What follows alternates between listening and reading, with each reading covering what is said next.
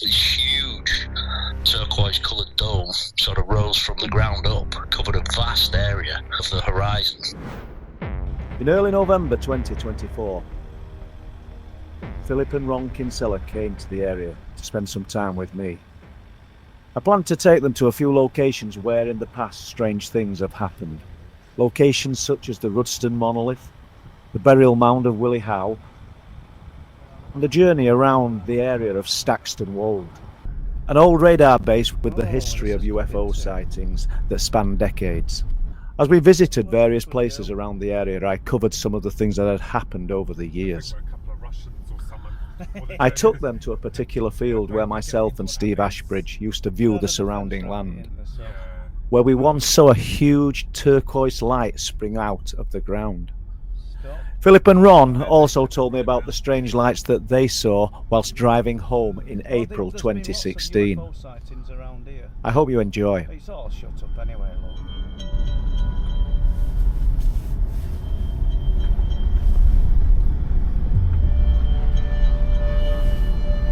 Fascinating. Yes. We'll turn around in a minute. Yeah. Do you know, it's just been really, do you know what's been amazing? It's been spending time with you, Paul, coming out to these locations.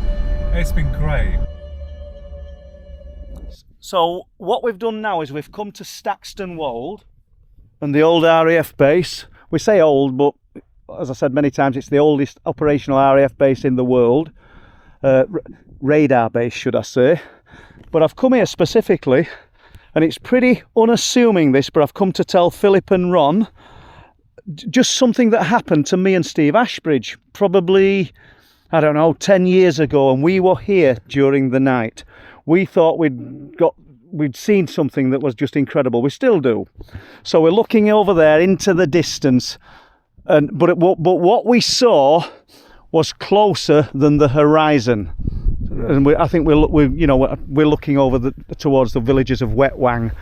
Funny old name, isn't it? Yeah. But over there. But let me just elaborate. When Steve are here, we're just watching. We've not seen anything unusual because it's a place that's high in UFO activity. Right. There really is a lot of UFO activity, strange things, lights in the sky seen around here. So what we're looking at suddenly, oh, tell a lie, there was a guy from the Yorkshire UFO Society with us. We'd picked him up in Scarborough, called Joe Dormer. He'd come with us as well. We'd picked him up. And suddenly there's a flash of turquoise light. If you imagine a mushroom that's just come up from the ground, but it's huge. So we'll use that clump of trees there, that band of trees, as an example. It was bigger than that in width, but it was there, and it came up to above, higher than the horizon. I'd got a Sony VX2100 camcorder in my hand, and I just said, they'd not seen it, and I just said to them, I've just seen something incredible, almost like a jellyfish of turquoise light. It looked amazing. And instead of saying anything, I should have put the camera on. But I told them, and I'm explaining where it is, and it did it again. So they all saw it. Oh. And we thought, because it covered such a large expanse, and because it was so brilliant in colour, it had, as Steve said, it had like little streaks of lightning going inside it. But it didn't come from the sky, it came from the ground. We thought we were going to hear about it on news. Even though we're in a remote area, there's got to be cars, Philip. There's got to be cars, Ron. Yeah. And do you know what? There wasn't a word said about it. So it's one of them quirky things. I mean, if you were driving home, would you have commented on it? Do you know, it were literally blink of an eye, it were there, bubbled up like a huge jelly and gone, but turquoise. And in the words of Steve Ashbridge, he said it was the most beautiful light, you know, he'd ever seen. Absolutely. It's like those jellyfish UFO that hit into one of the wind turbines, wasn't it? Yeah, they said that it was jellyfish type thing, didn't they? Yeah. And struck it. It's incredible. So really, I just wanted to share that story with you. Wonderful. So it was where the trees? No, I'm using the trees as reference. Right. It was as wide as them. Right. And higher. But if you imagine a big mushroom sort of bubbling up, and probably there actually, you know. In the grounds of this actual field. Beyond the farthest reaches of the field is where it was. Right. And fascinating. That's amazing. It's rather like a dome, isn't it? Yeah. Oh yeah, it were. Yeah. That's the fact. The thing is, it's like with our 9th of April 2016 sighting. They were there. No, Well, it was tracked. It was it just tracked. shut the whole street off because it went quiet.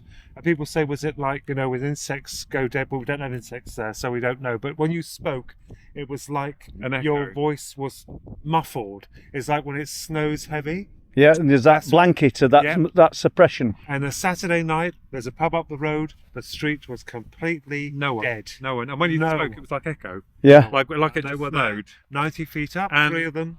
Just And then hanging there. they What year was that? 2016. Yeah. Yeah, here we are. And The then 9th 9th of of April, April, 11:15 at night. We and, both know. and 11:15.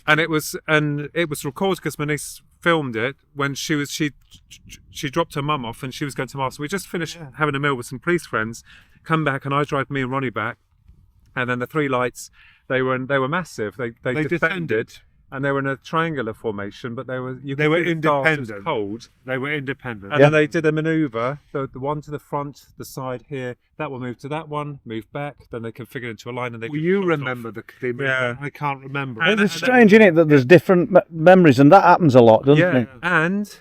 and that was not reported. The next day we had a white helicopter coming right over our They house, were brilliant. going round in circles. They were brilliant, brilliant light. Like So we know what you mean. Yeah. Where no one Nothing. reports it. And you'd think they would. No.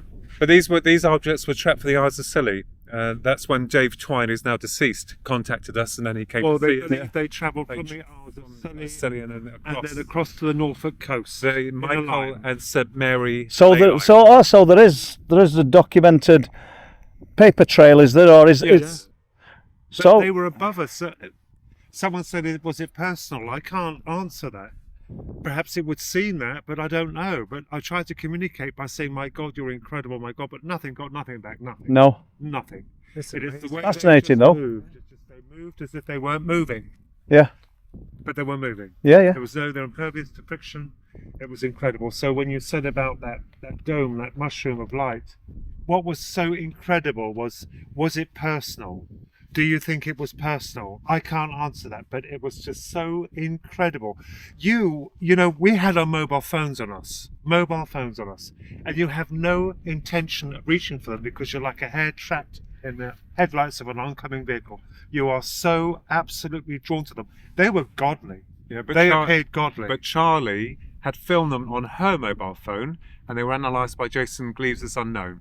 Right. They were, and then that when because we're all at the same meal, she left before us, and I drove me and Ronnie off. She dropped her mum off, and then she saw the lights, pulled her car over in Marston Mortain, took her phone out, filmed them. She tried to contact me. I wouldn't answer my phone because they were on the above us. way to the street. Yeah. Yeah.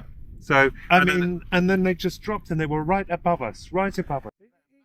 Isn't it strange though that there are a group of people that saw it? Years ago, myself, Andy Ramsden, David Hind, and probably Laura, one of my youngest daughter, we were travelling home from a conference.